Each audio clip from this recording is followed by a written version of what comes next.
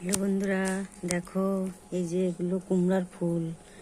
এগুলো আমাদের বাড়িতে একটা কুমড়ো গাছে কতগুলো ফুল হয়েছে। দেখো এগুলো এখন বড়া ভাজবো, কুমড়া ফুলের বড়া। দেখো কি সুন্দর কুমড়া ফুল। এই যে দেখো কুমড়া ফুলগুলো এইভাবে কেটে নিয়েছি, ভালো করে ধুয়ে নিয়েছি। এই যে দেখো, এবার আমি বাটিতে বেসন মাখিয়ে নিয়েছি। এই যে তেলটাও বসিয়ে দিয়েছি, তেলটা হয়ে গেছে। এবার আমি বড়াটা দিয়ে দেব। এই যে দেখো বড়া দিয়ে দিয়েছি, কুমড়া ফুলের বড়া। গোটা গোটা ফুল, কি সুন্দর দেখো।